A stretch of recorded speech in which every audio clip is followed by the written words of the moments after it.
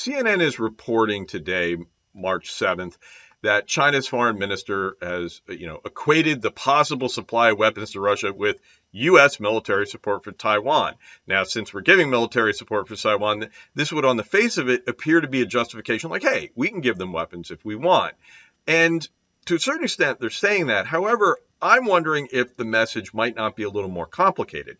Because if we scroll down and we look, and CNN highlighted this segment, King said, look, but the foreign minister, Kin, said, between war and peace, we have chosen peace. Between sanctions and dialogue, we have chosen dialogue. Between fanning the flames and lowering the temperature, we've chosen the latter. So the point here is the Chinese position is that they are not exacerbating the conflict. They're resisting the sanctions. They do not want to get involved. They think that the condemnation of Russia is making it worse. Now, okay, this is siding with the aggressor, and yes, not giving this any great legitimacy. I'm just saying this is their point of view, right? And this is their standing. And honestly, for Chinese foreign policy, this makes a lot of sense, right? They typically are pushing back against what they call unilateralism. They don't like other countries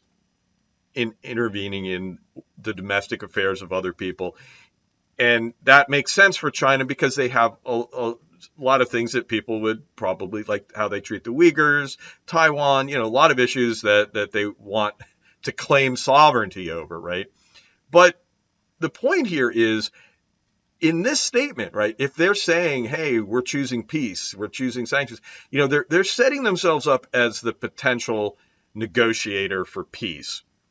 So in this context, that makes providing weapons for Russia more problematic, right? And so, I'm saying if you're going to look at one part of the statement and say, oh, this might look like they're going to give weapons to Russia because the U.S. gives weapons to Taiwan, on another level, it's like, no, their whole stance is based off of trying to be neutral and not getting involved in the fight. And they might be making a rhetorical point that the U.S. shouldn't be giving aid to Taiwan and, not immediately following, well, we're going to do it because they do it.